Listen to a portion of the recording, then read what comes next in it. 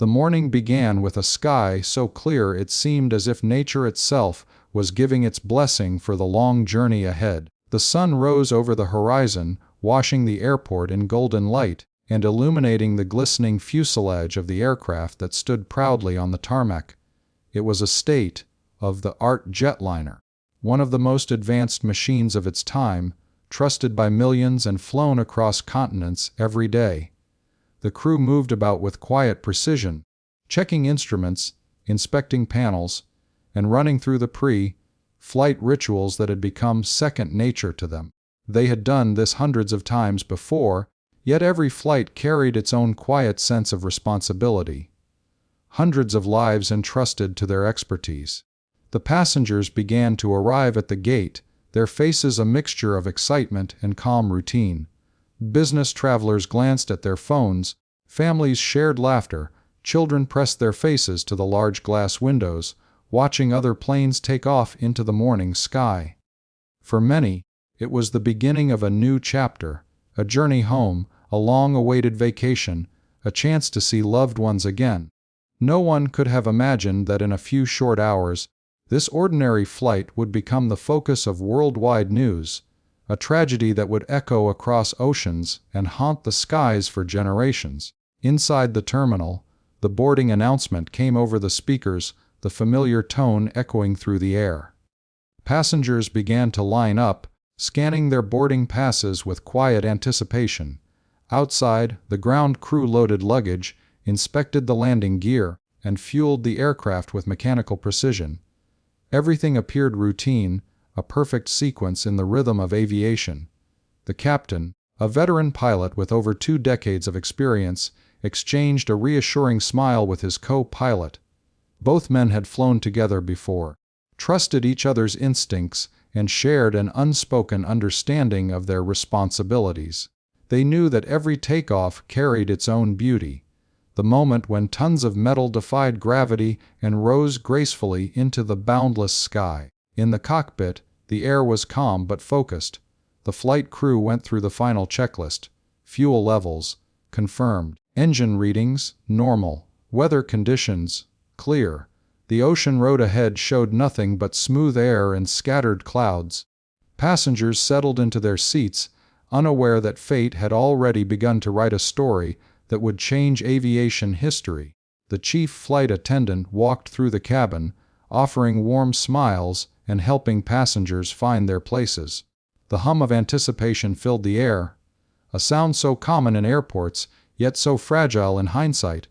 When the engines finally came alive, their deep roar vibrated through the airframe, signaling the beginning of a journey that would soon be etched into history. The captain's voice came over the intercom, calm and reassuring, announcing flight details, cruising altitude, and estimated arrival time.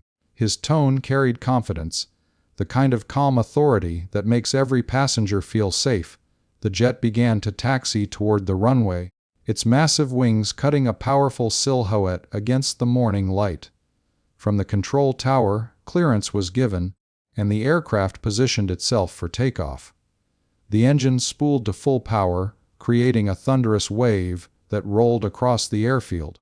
The plane accelerated down the runway, gaining speed, the wheels lifted from the ground, and within moments, it was airborne, climbing steadily into a cloudless sky. From inside, passengers felt the familiar push against their seats, followed by the gentle release of pressure as the plane soared higher. Below, the city began to shrink, replaced by endless stretches of blue ocean. For the first few hours, everything remained perfect. The aircraft cruised smoothly at altitude, slicing through the thin air with effortless grace. The cabin lights dimmed slightly, and the flight attendants began their service, rolling carts down the aisles, offering meals, drinks, and smiles. Louder, quiet conversations, and the soft sound of music filled the space. To any observer, it was the very picture of peace, a technological marvel carrying human lives across one of the most unforgiving environments on Earth. Yet behind the serenity of flight, there was always the unspoken truth that the sky, beautiful as it was, could be merciless. A single malfunction, a single unnoticed failure, could turn the most routine journey into a desperate fight for survival. It is this duality, beauty and danger, that defines aviation's greatest triumphs and tragedies. Back in the cockpit, the crew maintained steady communication with air traffic control. The oceanic route meant long stretches without radar coverage, where communication was handled through satellite links and scheduled position reports. The captain sipped his coffee, chatting casually with the first officer about family, weather, and the flight path ahead. The autopilot was engaged, systems were stable, and the aircraft performed flawlessly. Everything about this flight seemed normal, almost too normal. Far below, the ocean glittered under the sunlight, a seemingly endless field of blue stretching beyond the horizon. For the passengers, it was breathtaking, a sea of tranquility. Some leaned against the windows, taking pictures, unaware that those images would later become precious fragments of memory, the last glimpses of a world before everything changed. Among the passengers sat people from many walks of life: engineers, students, tourists, and families. Each carried their own small universe of dreams and stories. One mother smiled as her child dozed off beside her, while a businessman reviewed his notes for a meeting that would never take place. A newlywed couple held hands quietly, whispering about their honeymoon plans. None of them could have imagined that the same ocean, that looked so peaceful below, would soon become the final resting place for the aircraft they were aboard. The flight continued to climb, leveling at its cruising altitude. The sunlight shifted slightly as the hours passed, casting a warm hue inside the cabin. The flight attendants moved through the aisles, checking seatbelts and trays. Every motion, every routine announcement carried the comforting rhythm of normalcy. But somewhere deep within the complex systems of the aircraft, a sensor, a valve, or a pressure seal, something was not quite right. It was invisible to the naked eye, silent for now, waiting to reveal itself when the conditions aligned.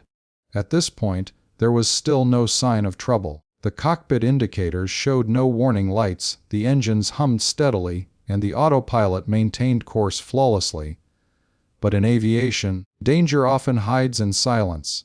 What seems peaceful can sometimes be the calm before an unimaginable storm. The passengers continued to enjoy the flight. Some were watching movies, others sleeping peacefully, and a few simply staring out at the horizon. From that altitude, the world looked small. Clouds drifting like islands, the curvature of the earth faintly visible against the deep blue. It was a view that inspired awe, and for many, flying represented humanity's triumph over nature, our ability to command the sky. But even the greatest triumphs are fragile. The laws of physics that lift a plane into the air are the same ones that can bring it down in a heartbeat. As the aircraft crossed the halfway mark over the ocean, the crew prepared for a standard systems check. Everything appeared in order. The captain logged their position and sent a brief communication to the next control center. The voice transmission was clear, steady, and professional, just another routine message. It would also become one of the last confirmed communications from the aircraft before things began to unravel. In the cabins, the mood was light and comfortable. Flight attendants served beverages as a gentle hum filled the background. A baby's laughter broke the monotony, a small, joyful sound against the quiet atmosphere. Somewhere, a passenger looked down at the ocean and wondered how far it stretched. No one knew that below that same calm water, in just a few hours, rescue teams would be scanning for debris, searching for any trace of the flight that had vanished from the sky. The first faint signs of anomaly began quietly, a slight flicker in one of the flight systems. The co-pilot noticed it, logged it, but it stabilized almost instantly. Minor fluctuations were not uncommon, especially on long-haul oceanic flights. They made a note, cross-checked the readings, and found nothing alarming. The captain maintained his calm, confident demeanor. But in hindsight, investigators would later identify that moment, that small, easily overlooked irregularity, as the first whisper of disaster. At the time, the flight pressed on, undisturbed. Passengers began to settle in for the second half of the journey. The sun had begun its slow descent, casting the cabin in a warm amber glow. From the cockpit the horizon looked endless, serene, and deceptively safe. The captain smiled, unaware that these would be the final peaceful moments before the chaos that would soon define one of aviation's darkest hours. Outside, the winds began to shift slightly. Air traffic control logged their position one final time. The aircraft was now entering one of the most remote stretches of the ocean. A region where radar coverage faded and where, for a few critical minutes, the flight was completely alone in the sky. It was the kind of isolation that pilots are trained for, but which always carries a haunting edge of vulnerability. The crew didn't know it yet, but they were flying into history, into a tragedy that would one day be told in documentaries, studied by investigators, and remembered by generations as Mayday Over the Ocean. The engines continued to hum, the passengers continued to rest, and everything on the surface remained calm. But inside the mechanical heart of the aircraft, the first signs of instability were forming. Pressure levels beginning to shift, electrical signals fluctuating in patterns too subtle for human detection. The plane, once a perfect harmony of engineering and human trust, had unknowingly entered the earliest stage of failure. The clock had started ticking. The captain adjusted the controls slightly, feeling the familiar, subtle resistance of the yoke beneath his hands. The sky outside was painted in soft shades of violet and orange, the last light of day glinting off the wings like molten glass. Inside the cockpit, everything looked calm, every instrument glowing in quiet rhythm, each display pulsing with life. To the untrained eye, nothing was wrong. To the trained one, everything appeared as it should. And yet, fate has its own invisible rhythm, a chain of moments that only makes sense when pieced together after the silence has settled.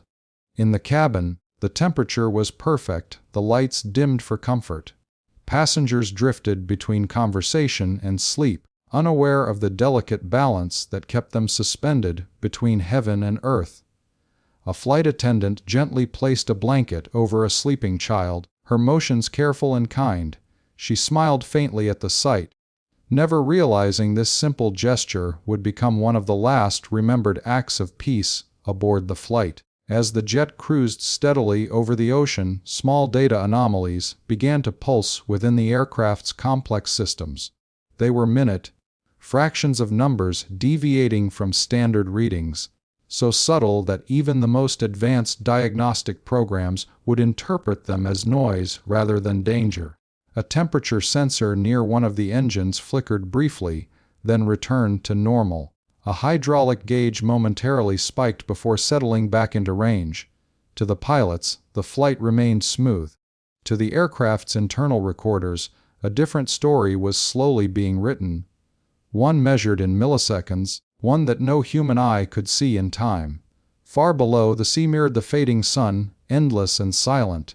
It was here, above this great expanse, that countless flights had passed safely for decades.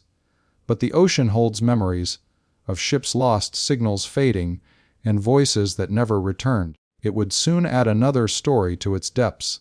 The captain, ever diligent, reviewed the next scheduled position report. Everything remained within operational parameters. The co-pilot verified coordinates, transmitting their current location to oceanic control. A brief acknowledgement came back, a calm, professional exchange of numbers and call signs. It was the final confirmed transmission before the world lost contact. In documentaries, when investigators replay the voice recordings, this moment is always the hardest to hear. The voices are so ordinary, so human, laughter, routine checklists, the hum of instruments. There is no music, no warning, only the quiet confidence of people doing their jobs. It is this ordinariness that makes the sudden descent into chaos all the more haunting. As twilight deepened, the aircraft entered a stretch of atmospheric instability. Invisible air currents forming pockets of turbulence. Passengers felt a mild tremor, the kind that draws a few uneasy glances but little concern. The captain reassured the cabin with a calm announcement, his tone steady, professional, almost comforting. For a moment everything stabilized again, But behind the scenes, a cascade of minor electrical faults was spreading through the aircraft's central control systems like tiny sparks racing through a hidden web. The first officer noticed a warning light flicker on the overhead panel, a hydraulic pressure fluctuation. He cross-checked the readings, tapped the gauge, and saw it normalize. The captain nodded, making a note in the log. Such anomalies were not uncommon. Planes are complex machines, and transient warnings happen. But this one would prove to be the first visible symptom of the failure that had been quietly building since take-off. A few rows back, a passenger glanced out of the window, noticing a faint vibration along the wing.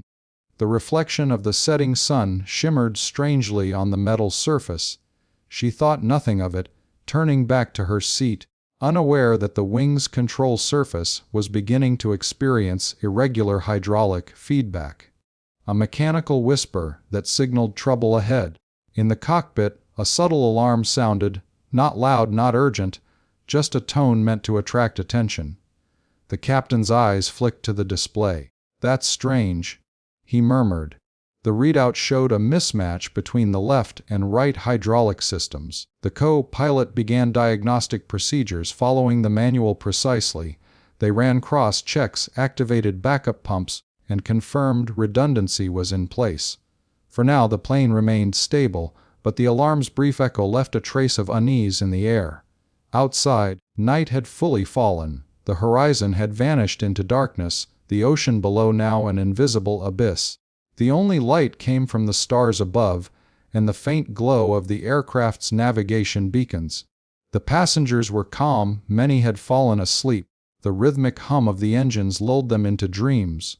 Yet, high above the world, the aircraft was already entering the early phase of failure.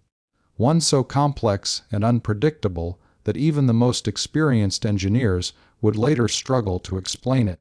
A sudden flicker in cabin lights passed like a ghost through the aisles. It lasted less than a second.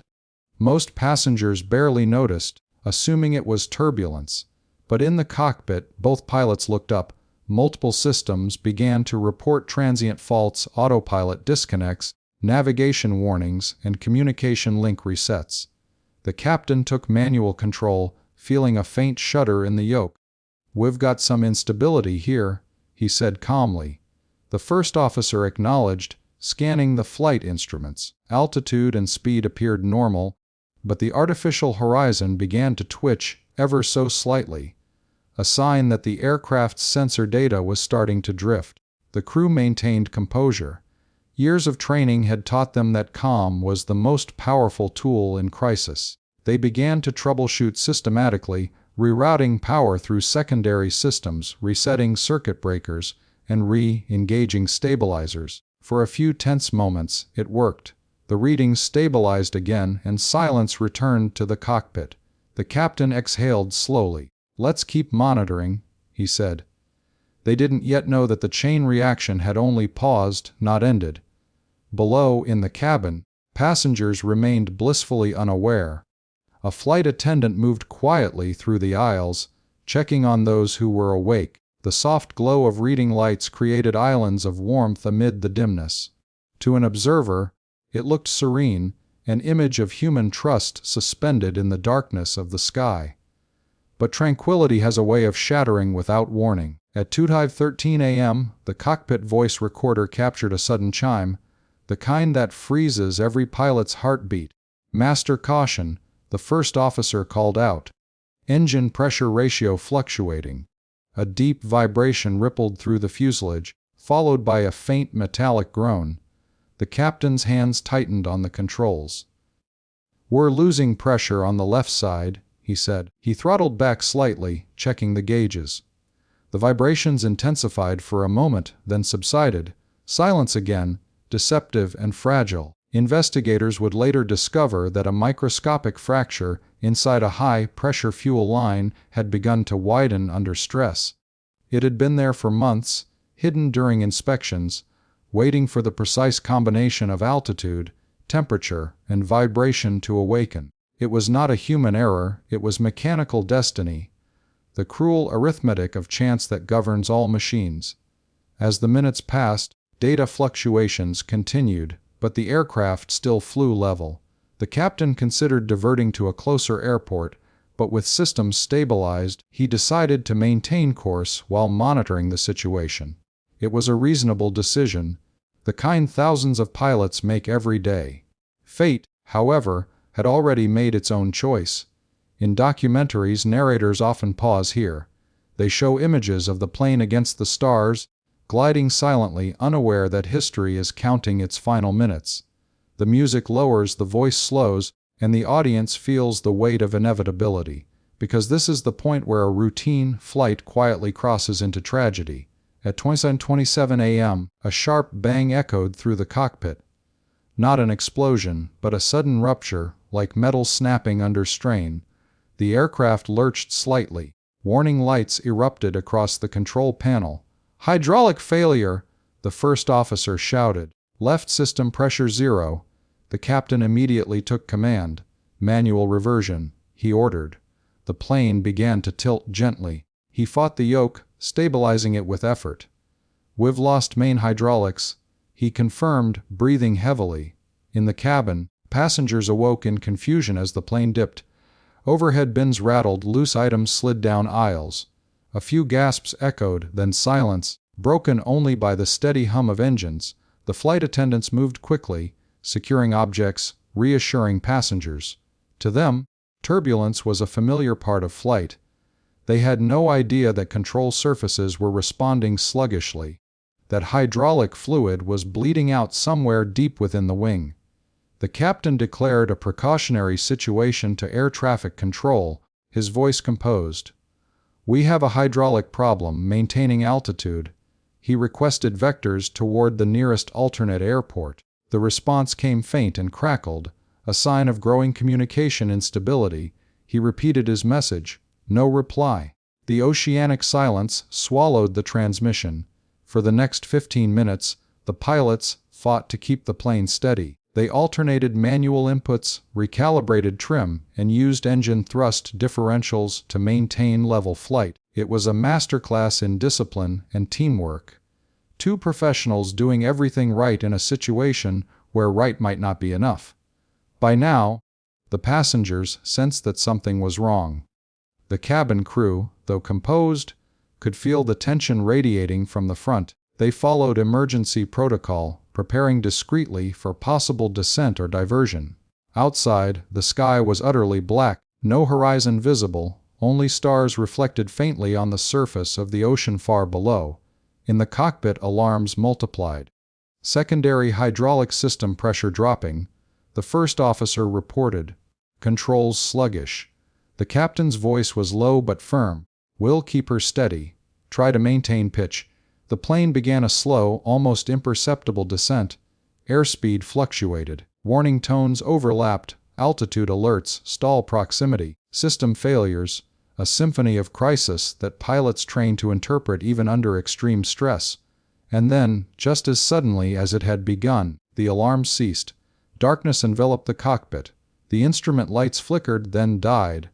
Backup power engaged automatically, restoring partial control. The captain switched to emergency frequencies. "Mayday, Mayday, this is oceanic flight." His voice trailed into static. Somewhere on the other end of the world, a controller heard fragments, enough to trigger alarm, but not enough to understand. In those moments, the aircraft still held together. The engines roared defiantly, pushing forward against gravity's pull.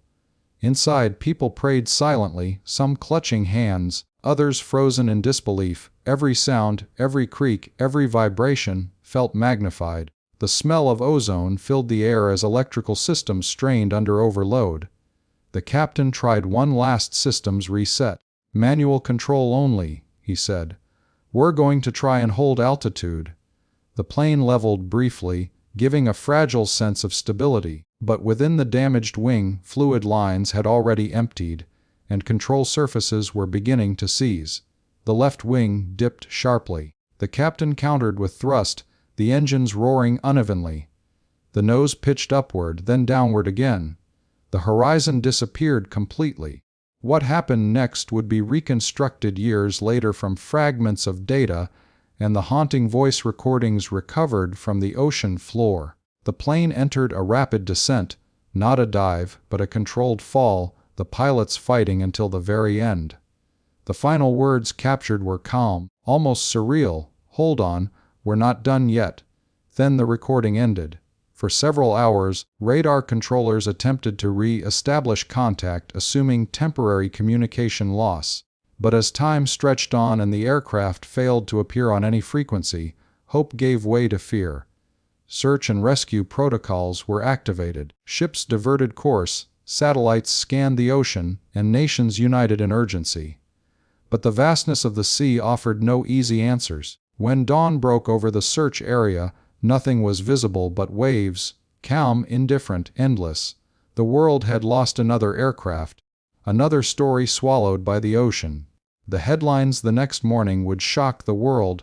A modern jetliner vanished without a trace, carrying hundreds of souls. And so began the legend of Mayday Over the Ocean, a story that would be told and retold in documentaries, flight schools, and safety seminars. It was a reminder that every take-off carries the weight of trust, that behind the elegance of flight lies an intricate balance of technology and humanity, and that even the strongest wings can falter when fate intervenes. In the end, the background and take-off of that flight would forever symbolize the fragile perfection of modern aviation. How something so routine, so beautifully engineered, could transform in moments into one of the greatest mysteries ever to cross the sky. The passengers, the crew, the aircraft itself, all became part of an unending echo above the ocean, a silent promise that every tragedy teaches us to build safer skies, to listen closer to warning signs, and to never forget those who journeyed into the clouds and never returned. The first sign that something was terribly wrong came not from the instruments, but from the way the aircraft itself seemed to change its tone. The deep, steady hum of the engines wavered slightly, almost imperceptibly at first, like a sigh carried through metal. To the untrained ear, it was nothing, perhaps a shift in altitude, a minor vibration, turbulence passing through. But to the men in the cockpit, it was different. The captain glanced at the gauges, then at his first officer. Both men felt it before they could define it. Something was changing. Something deep within the aircraft had awakened. At that moment, the jet was flying in complete darkness over the open ocean. There were no city lights below, no horizon to anchor their senses, only blackness stretching in every direction. The stars hung motionless in the sky, reflected faintly off the smooth surface of the sea far beneath them. Inside, the glow of the cockpit panels created a small oasis of order and control, numberals, graphs, all designed to keep chaos at bay. But now, as one warning light after another began to flicker across the dashboard, that order began to unravel. It started with a single chime.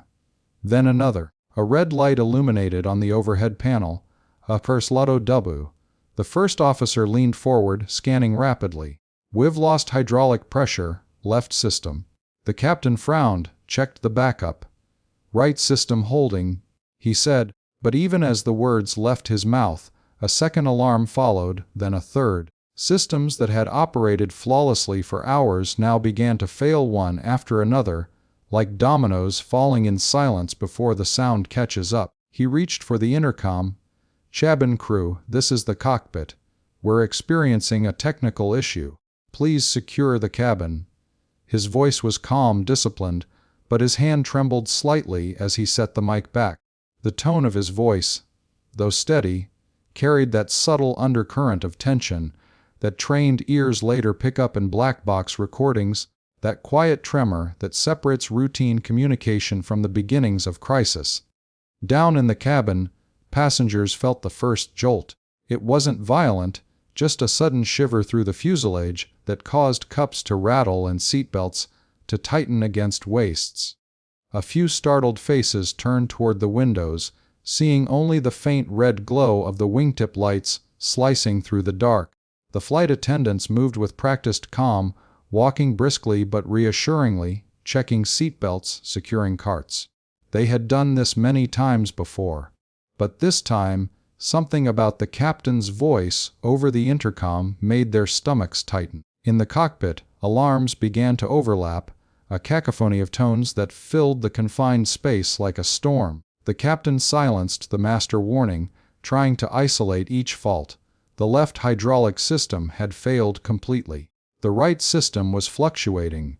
Backup pressure was unstable. "We're losing control authority," the first officer said, eyes darting between screens. Autopilot disengaged.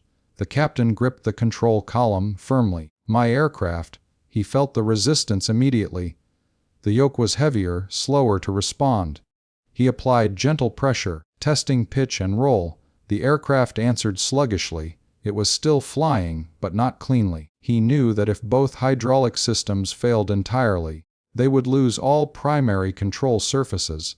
A nightmare scenario that only a handful of pilots in history had ever faced and survived. The first officer began emergency checklists.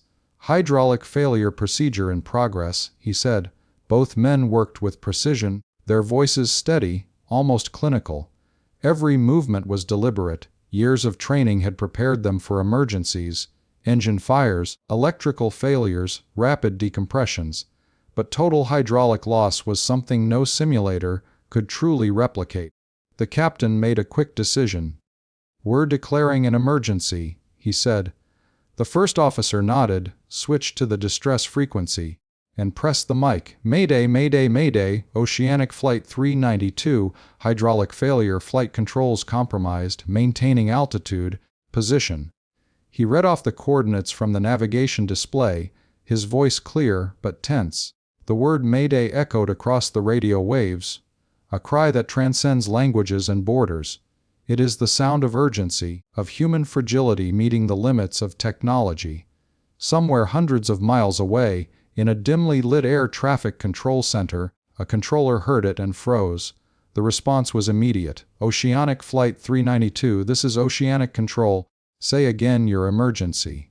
The first officer repeated the message, providing altitude and position. The response came back crackled and faint. Atmospheric interference garbling parts of the transmission. "Copy Mayday, hydraulic failure standby." It was enough. The distress signal had been received. Protocols began activating in sequence: radar tracking, communication relays, coordination with nearby aircraft. The chain of global aviation response had begun. But in the cockpit, there was no time to think about that. The aircraft was beginning to behave erratically. The nose dipped slightly, then oscillated. The captain compensated manually, using engine thrust differentials to stabilize pitch. "She's heavy," he muttered. "Controls are sluggish." The first officer confirmed, trim unresponsive. "We've got minimal authority." Despite their efforts, altitude began to slip, 34,500, 34,000. The descent was shallow but steady. The captain tried to arrest it, applying forward thrust and adjusting stabilizers. "We're descending," the first officer reported. The captain nodded. "Keep me updated on airspeed. Don't let her stall." In the cabin, passengers began to sense something deeper than turbulence. The angle of the floor shifted slightly. Drinks tilted in cups, and the engine's pitch changed as the pilots adjusted power. The air felt heavier, denser. A mother clutched her child tighter. A man looked up from his seatback screen, eyes darting to the ceiling as if expecting an announcement. The hum of conversation faded to whispers. Fear, at first unspoken, began to ripple quietly through the cabin like a current beneath still water. The flight attendants, trained to maintain composure above all else, moved swiftly to reassure. "Ladies and gentlemen, the captain is addressing a technical issue. Please remain seated with your seatbelts fastened." Her voice was calm, but her hand trembled as she replaced the intercom. In the cockpit, the situation deteriorated rapidly. "We've lost hydraulic B," the first officer said. "Both primary systems gone." The captain exhaled sharply. "Okay, manual control only. Thrust steering." He adjusted the throttles delicately, trying to maintain balance. The plane responded sluggishly, swaying slightly as if caught in invisible waves. The instruments flickered, airspeed fluctuating, altimeter rolling unevenly. The Pilot reached for the checklist. Hydraulic total loss. We've got limited elevator and rudder control. The captain nodded grimly. All right, we'll keep her level as long as we can. Let's find a divert point. They calculated options. The nearest suitable airport was over 600 kilometers away, far beyond gliding distance if they lost full control. But for now, the engines held and the structure remained intact. Hope still existed, fragile but alive. They continued to broadcast distress signals, repeating Mayday at intervals, hoping to maintain contact through static-filled channels. Each transmission was a lifeline thrown into the void, uncertain if anyone would catch it. The first officer's voice remained professional, but the recordings later revealed the tension hidden in each breath. That slight tremor between words, the sound of a man fully aware that he is running out of time. Then came another sound, one that every pilot dreads. A low-frequency vibration shuddered through the aircraft, followed by a rhythmic thumping. The captain's eyes widened. That's the pump cavitating. We've got air in the lines. The left wing dipped slightly. He fought the controls, bringing it back level. Easy, easy, he whispered, though his knuckles had turned white around the yoke. Outside, unseen in the darkness, a thin trail of vapor began to stream from beneath the fuselage, hydraulic fluid venting into the freezing air. The loss was invisible from the cabin, but the consequences were catastrophic. With every passing minute, control surfaces grew heavier, slower, less responsive. Inside the cabin, passengers now felt the difference. The plane began to sway, rolling gently from side to side. Overhead bins creaked, oxygen masks swayed slightly on their hooks. A few cries echoed, quickly hushed. The flight attendants moved down the aisles, kneeling beside frightened passengers, holding hands, offering whispered reassurance. But their eyes betrayed the truth, the flicker of understanding that something serious, perhaps irreversible, was unfolding. Back in the cockpit, the captain fought to maintain altitude. The nose dropped again, 31,000 feet, 30,000. We're losing altitude, the first officer said, his voice rising slightly. Rates increasing. The captain adjusted thrust, compensating, but the descent continued. We're not holding it, he muttered. Try flaps 0, keep her clean. At that altitude, over the open ocean, the margin for error was razor thin. The aircraft's balance depended entirely on careful coordination of power and airflow. With hydraulics gone, even minor shifts in thrust could send the plane into an uncontrollable pitch. Mayday Oceanic 392, the first officer transmitted again. We are descending uncontrolled. Attempting to stabilize. 2 souls in the cockpit, 163 on board. Requesting immediate radar assistance. The reply came faint, distant, but audible enough to confirms. Oceanic 392. Radar contact lost, say again, altitude. Static swallowed the rest. The captain looked at his co-pilot, both men illuminated by the ghostly green glow of the emergency lights. We're flying blind, he said quietly. Let's keep her steady. Don't fight her too hard. They eased the controls, letting the aircraft settle naturally into a shallow descent. The instruments jittered, then steadied briefly. It was a small victory, a momentary reprieve. In documentaries, this is often the point where narration slows, where the music fades to a low hum, and the viewer feels the impossible weight of human endurance. 2 pilots, alone in the dark, surrounded by failing machines, still refusing to give up. Minutes passed. The altitude read 28,000 feet, then 27,500. The descent had slowed, but not stopped. We're holding for now, the first officer said softly. The captain nodded, his voice barely above a whisper. Keep transmitting. Someone will hear us. He didn't know that their signal, bouncing weakly between layers of atmosphere, was reaching distant stations in fragments, broken syllables of distress captured across multiple frequencies. Around the world, monitoring centers began triangulating the last known coordinates, unaware that the aircraft's fate was already being sealed in silence. Back in the cabin, passengers clung to one another as the aircraft trembled again. The smell of ozone was stronger now. A faint metallic scent carried through the vents. The captain's voice came over the speakers once more, steady but urgent. "Ladies and gentlemen, this is your captain. We are experiencing a serious technical malfunction. Please remain calm and follow crew instructions." He paused, as if weighing every word. "We are doing everything possible to bring this aircraft safely down." It was the truth, and yet it sounded like farewell. The engines howled louder as the pilots increased thrust to regain altitude. The vibration intensified, resonating through the cabin floor. Panels rattled. Somewhere near the rear, a low bang echoed, a sound passengers would later describe as a deep metallic thud. The aircraft lurched violently, banking left. Screams erupted, followed by the sharp voice of a flight attendant shouting for everyone to stay seated. Oxygen masks dropped suddenly, dangling like ghostly fruit from the ceiling. In the cockpit, alarms blared again. "Structural warning!" the first officer called. The captain pulled back gently, countering the bank. "We're losing hydraulic dampening." "She's overcorrecting." The plane oscillated, rolling slightly right, then left. "We've got to keep her wings level," he said through clenched teeth. Altitude 25,000 feet, descent rate stabilizing but persistent.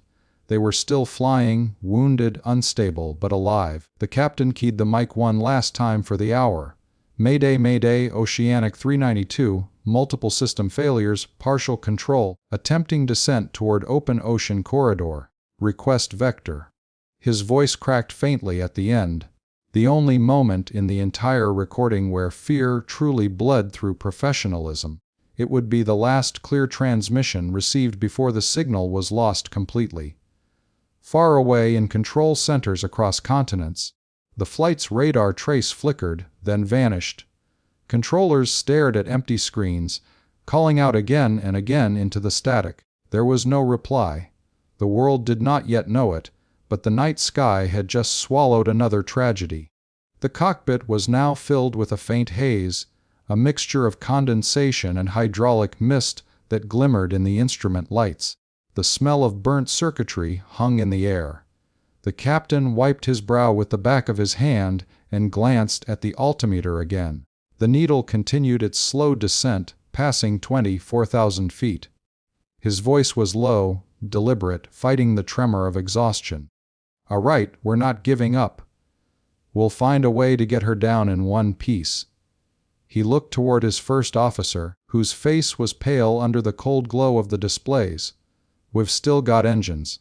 As long as we have power, we can fly her." The words were both fact and mantra, an anchor against panic. The first officer nodded silently, scanning the instruments, searching for anything that could help. They tried cross-feeding systems, rerouting pressure, toggling auxiliary pumps. For a moment one of the gauges flickered back to life, giving them a burst of hope. But then it fell again, dead and silent. The cockpit lights dimmed briefly as the backup generator engaged, humming weakly under the strain. Outside, the night was featureless. The ocean below was invisible, a black mirror reflecting only the faint moonlight. The stars looked close enough to touch, bright and unfeeling. The aircraft seemed suspended in a void, the engine's roar the only reminder of motion. In the cabin, passengers whispered prayers. Some held hands, others stared at the seat back in front of them, lost in their own silent worlds. The flight attendants crouched in the aisles, strapping themselves in where they could. The calm professionalism they had displayed for years now gave way to something deeper, not fear, but acceptance. They knew the sound of a plane in distress, and this one was struggling to stay alive. The captain tapped the control column again. "She's nose heavy," he muttered. The first officer adjusted thrust differentials to balance the roll.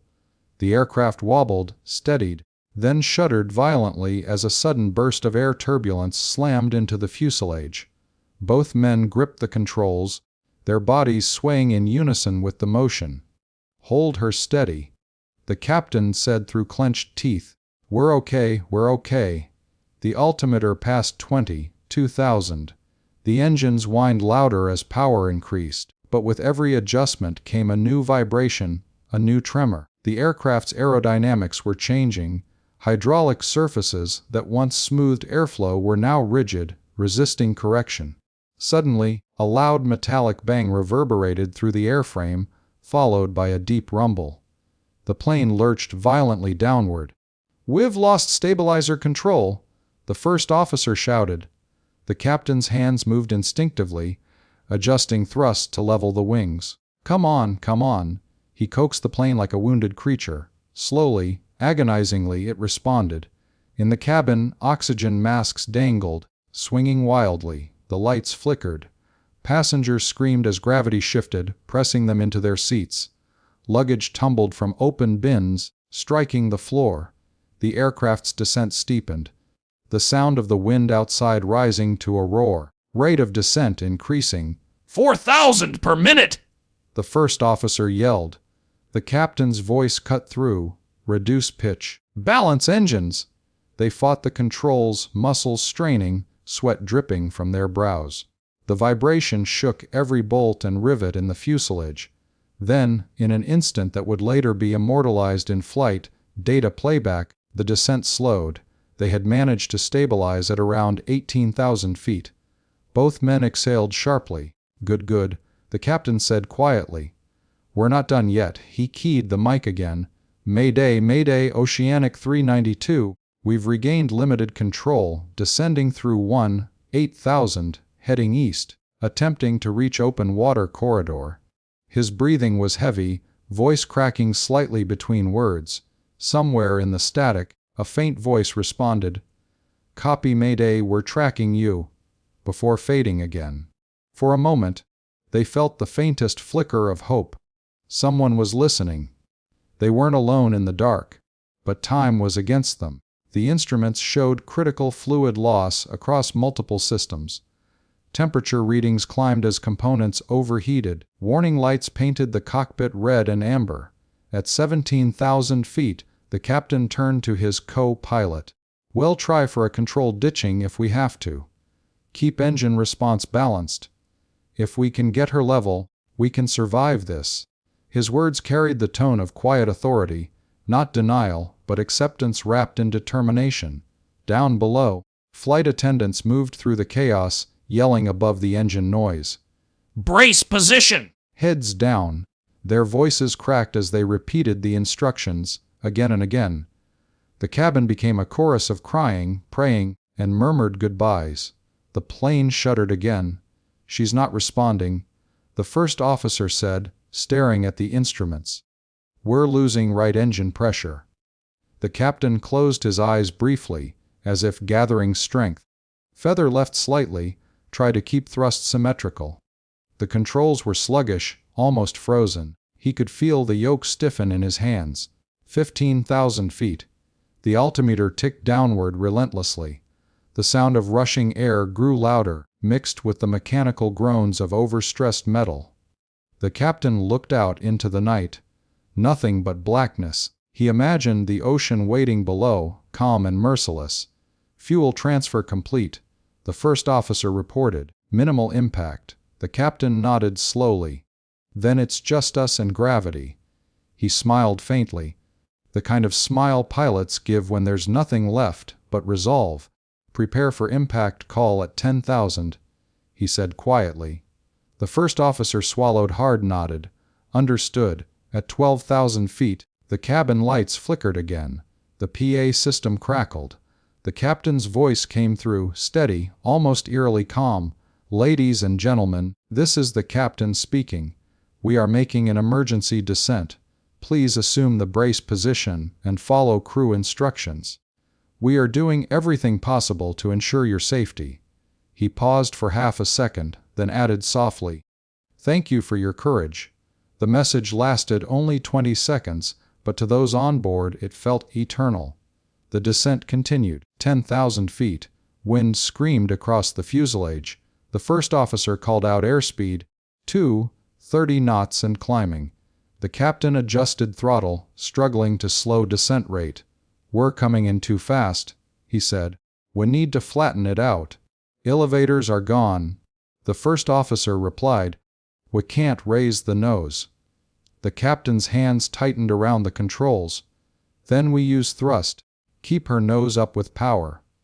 They coordinated engine output with the precision of surgeons, alternating thrust to balance lift. The nose slowly, painfully began to rise. Airspeed decreased marginally. 8,000 feet. The radar altimeter emitted its slow, rhythmic tone. Altitude, altitude, each beep sounded like a heartbeat. In the cabin, passengers clutched one another. The smell of fuel was faint now, mixing with the cold, recycled air. The flight attendants held onto seatbacks, shouting over the noise, Brace! Stay down! Brace!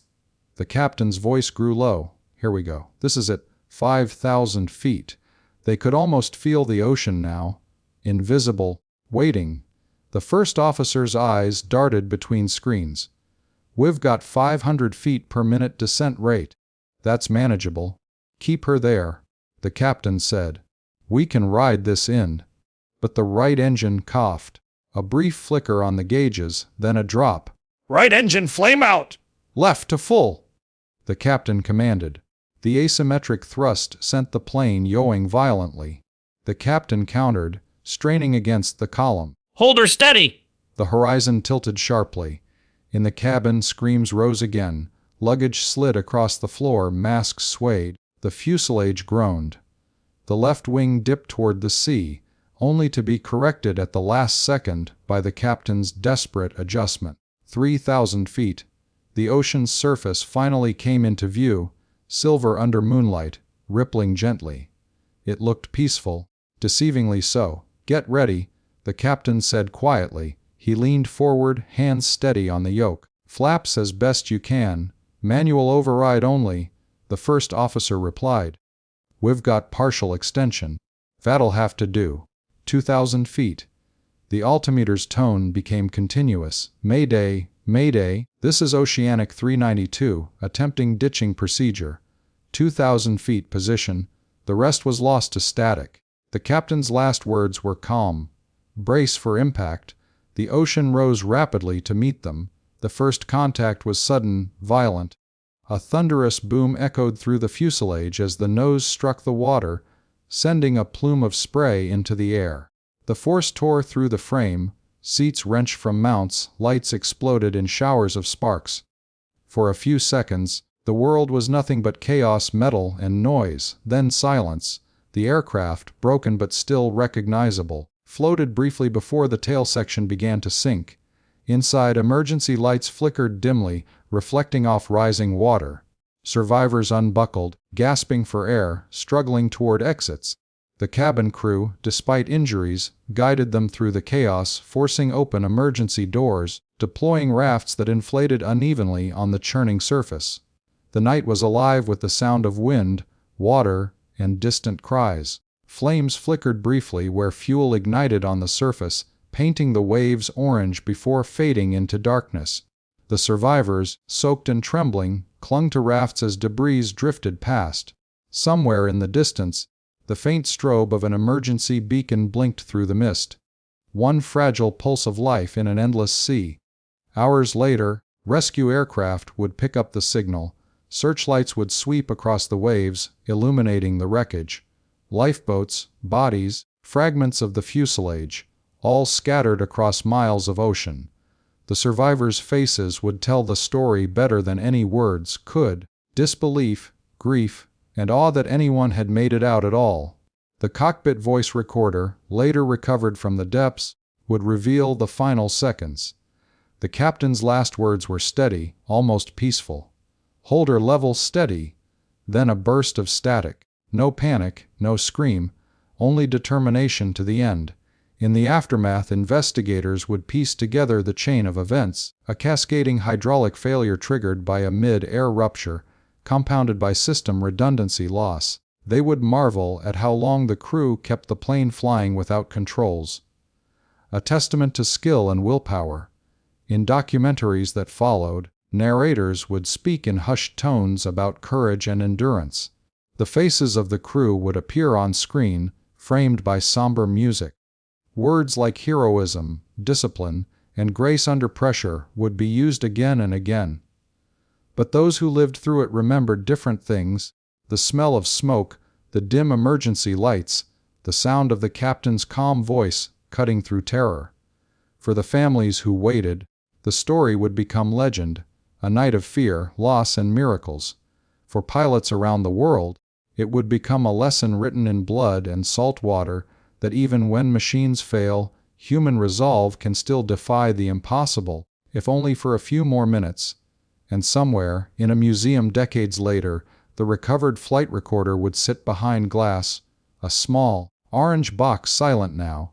Yet inside it, frozen forever in magnetic tape, is the echo of those final moments, a quiet voice saying, "We're not done yet." Because that is what defined them, not the fall, but the fight. The relentless, human refusal to surrender even as the sky itself turned against them. The story of Flight 392 would be retold for generations. Each time, it would serve as both warning and tribute, a reminder that beneath the precision of aviation lies a fragile heartbeat, and that when that heartbeat falters, the difference between disaster and survival comes down to courage measured in seconds. Long after the ocean claimed its silence again, that single word still hung in the memory of those who heard it over the radio that night. Mayday, a word that meant everything: fear, hope, defiance, and the unbreakable spirit of those who dare to fly. The sun rose slowly over the vast expanse of the ocean, revealing a landscape of twisted metal, scattered debris, and silent waves. In the distance, the faint glimmer of orange life vests floated among the wreckage, a haunting reminder of the night before. The sea, calm now, hid the chaos it had witnessed only hours earlier. The first rescue vessels arrived at dawn, their crews staring across the endless blue, scanning for signs of life. What had once been a routine flight had now become the center of one of the largest search operations in modern aviation history. Helicopters circled overhead, their rotors slicing through the morning air. From above, they saw fragments of the fuselage, floating containers, and the unmistakable outline of a torn wing section drifting with the current. Radio chatter filled the airwaves as rescue teams coordinated their movements, marking GPS coordinates, deploying divers, and retrieving whatever they could find. Every fragment told a piece of a story, every seat cushion, every twisted panel a clue to what had gone wrong that night. By mid-morning, the first survivors were pulled from the water. Exhausted, shaking, and covered in salt and fuel, they were carried aboard rescue boats as cameras captured their faces, expressions that told the world what words could not. Some cried silently, others stared blankly at the horizon, still hearing the sounds of the crash echoing in their minds. When one was asked what had happened, he could only whisper. It felt like the sky fell apart. Back on land, news of the disaster spread faster than any aircraft could fly. Television networks broke into live broadcasts. Headlines appeared in bold letters: "Mayday over the ocean. Passenger jet lost at sea." Families gathered in airports, clinging to one another, eyes fixed on screens as they waited for names, for any sign that their loved ones had survived. Airline representatives stood behind podiums, speaking carefully crafted words about efforts underway and unconfirmed reports. But beneath the polished language, fear hung heavy in every breath. At the airport from which the flight had departed, the atmosphere was suffocating. Rows of chairs became makeshift waiting rooms for grief. Parents, children, and friends crowded near information desks, desperate for news. Volunteers handed out water bottles and tissues, while reporters moved quietly, their cameras lowered out of respect. Every phone that rang sent hearts racing. Every silence felt like an eternity. Meanwhile, hundreds of miles away, the search continued relentlessly. The ocean was vast, an endless, shifting expanse where even large aircraft could disappear without a trace. Naval ships joined in, forming a coordinated grid to sweep the search area. Black boxes, the flight data and cockpit voice recorders, became the primary objective. They were the only voices left to explain what had happened in those final moments. Days turned into weeks. Debris fields were mapped, and sonar scans were deployed to the ocean floor. The weather turned harsh, with strong currents and unpredictable waves making the search nearly impossible. Yet they persisted. The world watched as satellite images showed ships and aircraft moving in patterns over the same region, again and again, like ghosts retracing a tragedy. In makeshift command centers, investigators studied radar tracks, flight paths, and communication logs. The final words from the captain, calm, deliberate, and haunting, became the foundation of the investigation. "Brace for impact," he had said. That phrase played repeatedly in meeting rooms as experts tried to understand how a technologically advanced aircraft could end up broken and silent at the bottom of the ocean. Families demanded answers. Governments promised transparency. Experts from multiple countries joined the effort, each bringing their expertise in aircraft systems, ocean mapping, and black box recovery. But the deeper the search went, the more mysterious it seemed. Weeks later, the first major breakthrough came when a sonar team detected unusual signals deep beneath the surface. At first, it was faint, a rhythmic ping consistent with emergency locator beacons. A remotely operated underwater vehicle was deployed, descending into the dark. Cameras captured haunting images, the broken remains of the aircraft's fuselage resting on the seabed, torn apart but still recognizable. Seats were scattered like leaves, personal belongings half buried in the sand. A child's shoe, a suitcase still zipped shut, a flight attendant's badge. Each item froze the hearts of those watching the live feed above. When the black boxes were finally recovered, coated in sediment and corrosion, applause broke out aboard the recovery vessel. But that moment of triumph was heavy with sorrow. Everyone knew that inside those boxes lay not just data, but the voices of those final minutes, human courage, confusion, and the sound of a fight against impossible odds. The analysis began in a secure laboratory. The recorders were carefully dried, cleaned, and connected to diagnostic systems. Engineers held their breath as they powered them on. The first few seconds were static, then, faintly, voices emerged. The captain's steady tone, the co-pilot's rapid responses, the warnings, the alarms, the faint background of passengers gasping. It was all there, frozen in time. Transcribing the recordings was not just a technical task, but an emotional ordeal. Investigators listened in silence, pausing frequently. The tension in their faces said everything. What they heard was not chaos but control, a crew doing everything right, following every procedure, fighting for every second, and then, a final sound, water rushing in, followed by silence. The data confirmed what many had suspected, a catastrophic system failure cascading through multiple redundancies, something so statistically rare it bordered on impossible. A single rupture in the central hydraulic manifold had triggered a chain reaction, cutting off all flight control surfaces. The crew had flown manually, using engine thrust to control altitude and direction, an almost superhuman feat. Aviation experts would later say that the fact the aircraft remained airborne as long as it did was nothing short of a miracle. When the report was released months later, it became headline news around the world. The cover showed a photograph of the ocean at dawn, with a single phrase beneath it, "Lessons written in the sky." It detailed the sequence of failures, the valiant efforts of the crew, and the need for new safety measures in modern aircraft design. But behind the technical language, it was clear, this was not just a story of failure, but of resilience. For the families, though, reports and data could never replace what was lost. In city halls and churches, memorial services were held. Photographs lined walls, smiling faces frozen in time, now part of history. Candles flickered beside them, their soft light reflecting in the tears of those who gathered. Names were read aloud, one by one. Each name echoed through the hall like a prayer, followed by silence. The survivors who had been rescued spoke sparingly in interviews. Their voices carried the weight of memory. One woman described the moment after the impact. "It was dark. Cold. I thought it was the end. Then I heard someone say, 'Swim toward the light.' I don't know who it was. I just followed the voice." Her story became a symbol of hope amidst tragedy, that even in darkness humanity reaches for life. Years passed, but the tragedy never truly faded. Documentaries were made analyzing every second, every decision. Pilots who had once trained on simulators now practiced emergency procedures modeled after this very event. The phrase, "Mayday Over the Ocean," became not just a title, but a lesson, a reminder of how thin the line is between control and chaos, between life and loss.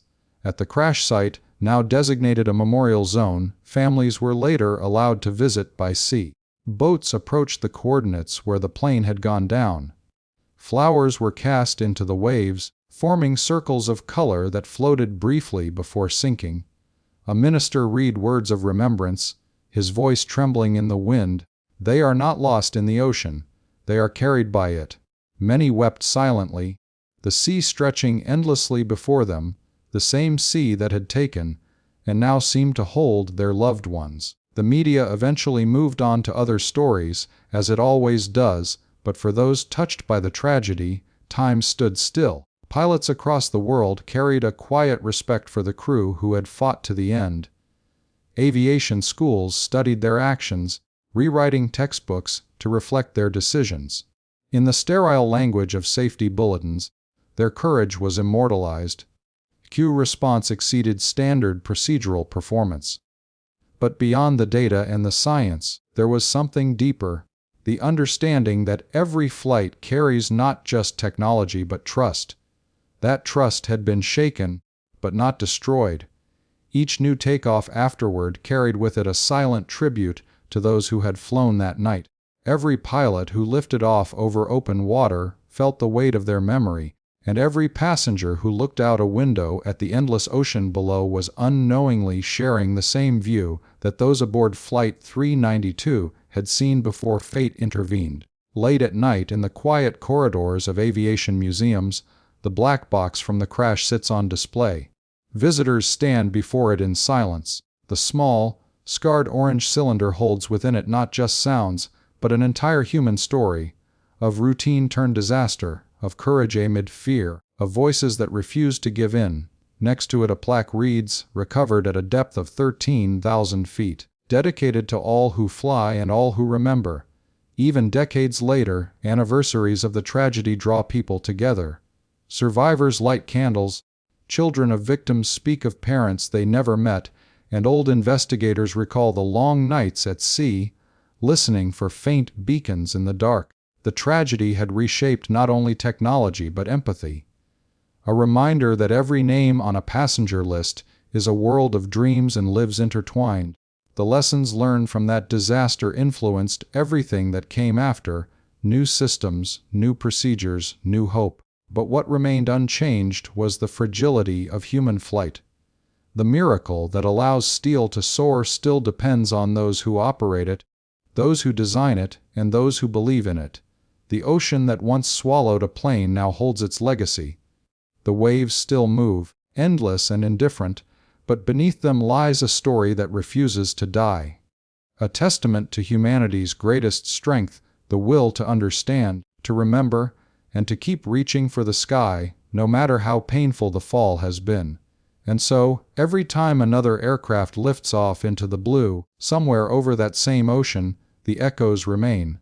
A whisper in the radio static, a call that once filled the night air with both fear and courage. "Mayday, Mayday, this is Oceanic 392. The voice still lingers, carried across time, not just a signal of distress, but a symbol of humanity's eternal defiance against the unknown. The days that followed were like an unending blur of emotion, confusion, and questions that had no answers. Families gathered in airport terminals, staring at screens that once showed arrival times but now displayed the chilling words, "Flight lost, search underway." News channels replayed the last known transmission, that trembling voice over the radio saying, "Mayday over the ocean," again and again. Around the world, people watched in disbelief, trying to make sense of how a routine flight could simply vanish into thin air. What began as a journey of hope had turned into a haunting mystery that wrapped itself around every heart that had ever trusted the skies. Far out in the ocean, the search operation was relentless. Ships from different nations cut through waves that rose like mountains.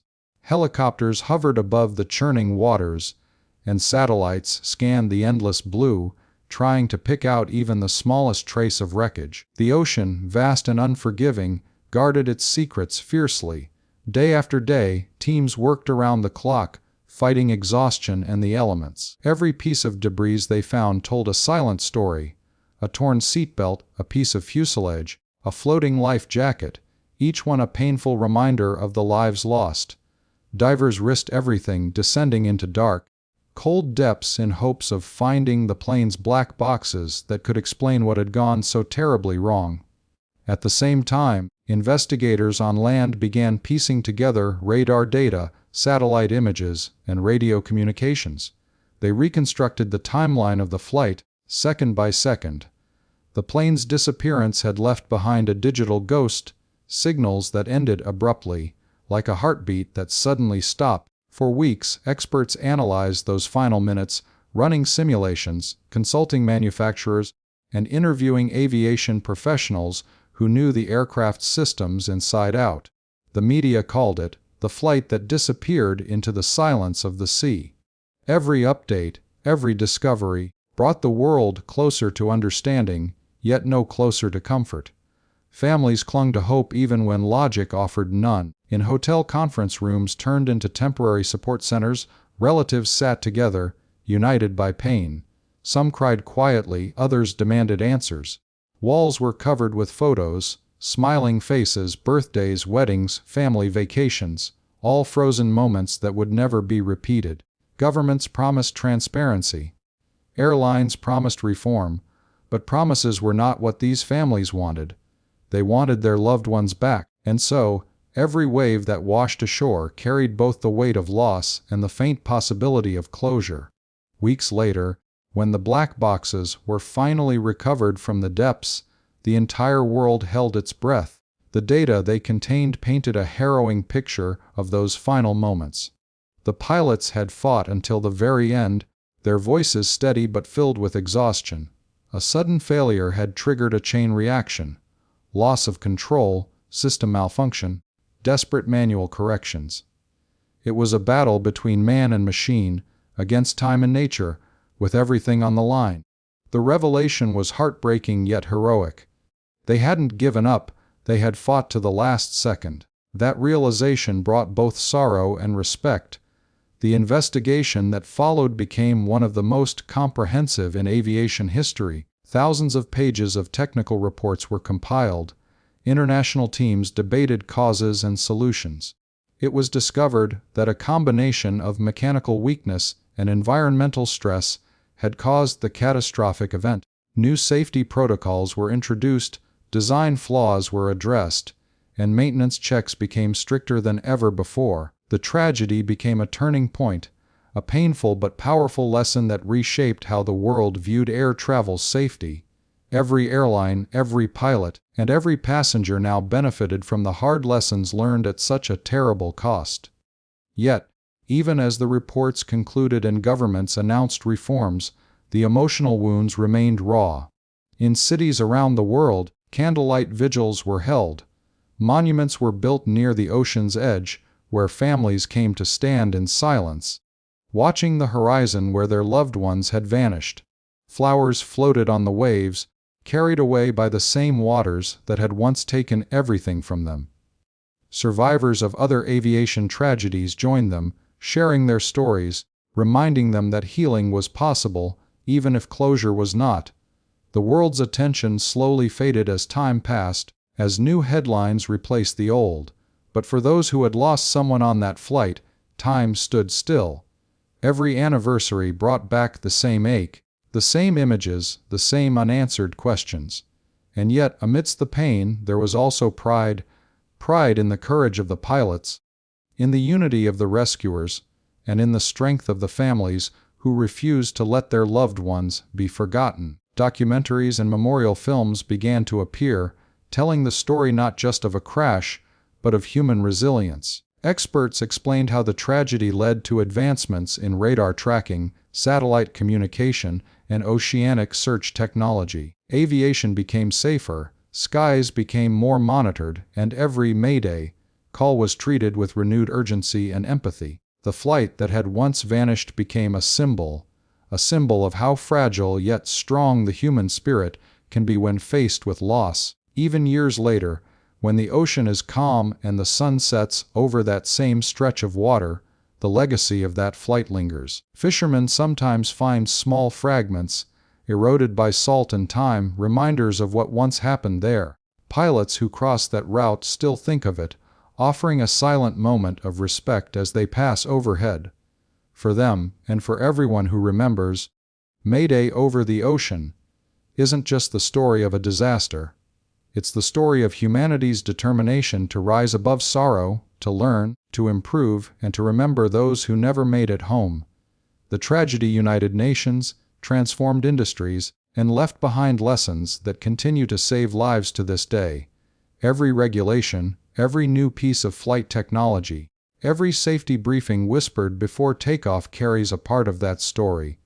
It is a reminder that from the deepest depths of loss, progress is born. And though the ocean may hold the wreckage, the spirit of those aboard continues to soar, etched forever in the memory of the skies they once trusted, and in the hearts of those who will never forget the flight that shocked the world. The aftermath of the tragedy extended far beyond the physical wreckage of the aircraft, reaching deep into the hearts and minds of families, survivors, investigators, and the public. When the magnitude of the disaster became clear, the world paused in collective sorrow. Every news outlet reported on the event with somber urgency, highlighting the courage of the crew and the desperate fight for survival. Families clung to hope in the first hours, believing somehow that their loved ones might have survived. They called airlines repeatedly, monitored media updates, and tried to rationalize a situation that was beyond comprehension. The sense of helplessness was universal, binding strangers together in shared grief. The search and rescue operations became a monumental task. Vessels from multiple nations converged on the crash site, navigating treacherous waves and unpredictable currents. Helicopters patrolled the skies, scanning for floating debris, life rafts, or any signs of survivors.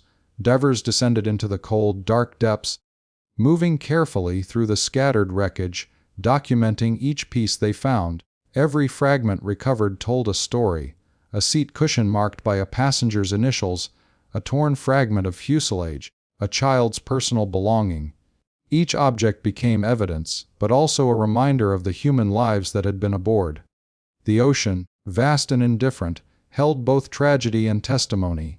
In the control centers on land, air traffic controllers and investigators worked tirelessly. They analyzed radar data, communication logs, and flight trajectories. Specialists examined how a flight that had appeared routine could devolve into catastrophe in such a short span of time. They pieced together fragments of information, building simulations and conducting interviews with aviation experts worldwide.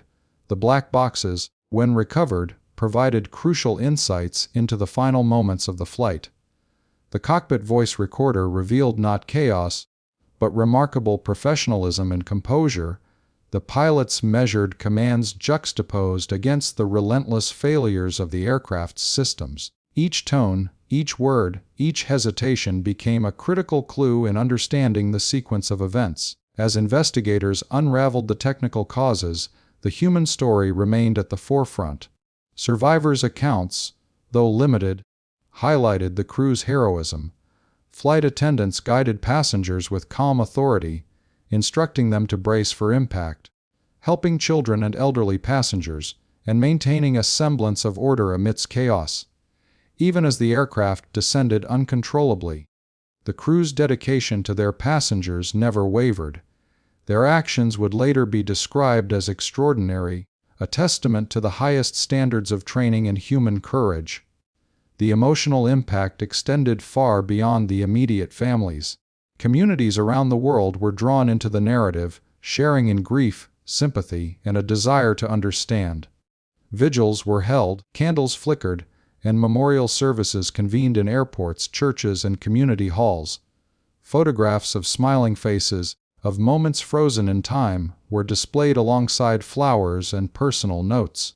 Strangers connected through shared mourning, sending letters of support, holding moments of silence, and offering prayers. The tragedy became a point of reflection, illustrating the fragility of life and the resilience of human spirit. Media coverage played a critical role in shaping public perception. Documentaries, news features, and interviews captured the sequence of events, the heroism of the crew, and the anguish of families. The pilots' voices, preserved in recordings, were played repeatedly, demonstrating professionalism, calm, and resolve. Technical experts explained the cascading failures that led to the disaster, while journalists focused on the human angle. Families awaiting word, survivors recounting fear, and the global community reacting in shock. Over time, these narratives shaped collective memory, emphasizing both caution and respect, learning and remembrance. Lessons from the disaster led to significant advancements in aviation safety. Aircraft designs were reevaluated, redundancies were reinforced, communication systems were enhanced, and training protocols were upgraded. Satellite tracking, emergency transponder systems, and standardized response procedures were strengthened to prevent such an event from recurring. Every flight that took off after the tragedy carried these lessons, ensuring that the loss would not be in vain. Pilots and crew members around the world studied the incident in detail, internalizing the strategies used by those aboard and recognizing the limits of technology under extreme circumstances. Ultimately, the tragedy became more than a story of loss. It became a story of human resilience, courage, and the imperative to learn. The ocean may have claimed the aircraft, but it could not erase the legacy left behind. Families honored their loved ones through memorials and acts of remembrance, while the aviation community incorporated the lessons learned into safer skies for future generations. Each anniversary brought reflection and mourning, but also recognition of heroism, sacrifice, and human determination. The voices of the pilots, the bravery of the crew, and the memories of those aboard continue to resonate across time, a testament to the indelible mark left by a flight that, though tragic, revealed the extraordinary strength of the human spirit. In the years following the tragedy, the story of the flight continued to resonate not only as a tale of loss, but as a profound lesson in human resilience, the fragility of technology, and the enduring strength of memory. The world had witnessed the limits of machines, the unyielding power of nature, and the courage of individuals faced with unimaginable circumstances. Each piece of wreckage recovered, each recording preserved, each photograph of those who perished became a thread in a narrative that demanded to be remembered, studied, and honored. The flight had become more than a news story. It was now a symbol of humanity's ongoing struggle to understand and endure. From the moment the aircraft vanished from radar to the painstaking recovery of the wreckage, investigators and rescuers demonstrated a level of determination that mirrored the courage of the crew. The recovery teams faced immense challenges: unpredictable weather, shifting ocean currents, and the sheer scale of the debris field. Ships combed the surface of the water, while divers explored depths few had ever reached. Sonar scans revealed fragments scattered across miles, each telling its own silent story. Investigators documented every object meticulously, knowing that each piece, no matter how small, could provide insight into the final moments of the flight and prevent future tragedies. Families of the victims, though consumed by grief, became part of the narrative themselves. Their anguish was both private and public. They shared their stories in interviews, wrote letters to the airlines, and participated in memorial services that drew thousands. Communities came together, offering support, holding vigils, and sending messages of hope to those who were struggling to accept the reality. Even in mourning, there was a sense of unity, a recognition that tragedy could forge connections among people who had never met, all bound by a shared experience of loss and empathy. The recovery of the black boxes was a pivotal moment. When the cockpit voice recorder and flight data recorder were finally brought to the surface, engineers and investigators carefully examined the contents. The cockpit recordings revealed remarkable details. The calm professionalism of the pilots, the methodical attempts to regain control, and the quiet determination in their voices even as alarms blared and systems failed. Each syllable, each pause, told a story of human skill, courage, and resilience. The flight data recorder corroborated their efforts, showing attempts to stabilize the aircraft, adjust thrust, and compensate for failures. These technical insights were invaluable, shaping new protocols and highlighting the extraordinary lengths to which the crew went to protect their passengers. The public response to the findings was profound. Documentaries, articles, and interviews disseminated the lessons learned, ensuring that the tragedy served as a catalyst for global aviation safety improvements. Aircraft design standards were enhanced, emergency procedures revised, and communication systems over oceans were upgraded to prevent such a loss of contact in the future. Pilots, engineers, and safety regulators studied the event intensively, integrating every insight into training programs and procedural manuals. The tragedy had left a permanent mark on the aviation industry, reminding the world that even in an era of advanced technology, vigilance and human judgment remain crucial. Memorials and commemorations kept the memory of the victims alive. At sites overlooking the ocean, plaques and monuments were erected, serving as reminders of lives lost and heroism displayed. Families, friends, and colleagues gathered annually to honor the passengers and crew, sharing stories and maintaining the human connection that tragedy had threatened to sever. Schools, aviation academies, and professional organizations incorporated the lessons of the flight into their curricula, teaching new generations about the importance of preparedness, teamwork, and courage under pressure. The story became a narrative of both warning and inspiration, demonstrating that even in disaster, there are lessons that can endure and guide others.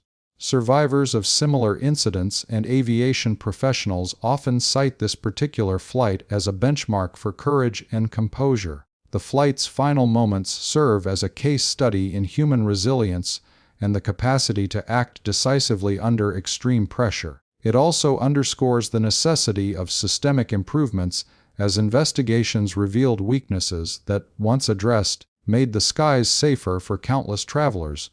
The combination of human valor and technological evolution ensured that the tragedy, while devastating, contributed to the protection of future lives. Ultimately, the seventh keynote illustrates a universal truth: the memory of those lost transcends the event itself. The plane may have descended into the depths of the ocean, but the story of its crew and passengers remains vivid, preserved in records, memorials, and the hearts of those who remember. The disaster became a lasting testament to human courage, the importance of learning from adversity, and the way communities can come together in the face of profound loss. Every anniversary, every retelling, reinforces the lessons and the reverence owed to those who faced the impossible with dignity and resolve. In this way, the tragedy continues to echo through time, a reminder of mortality, bravery, and the enduring human spirit that rises even amid the darkest of skies.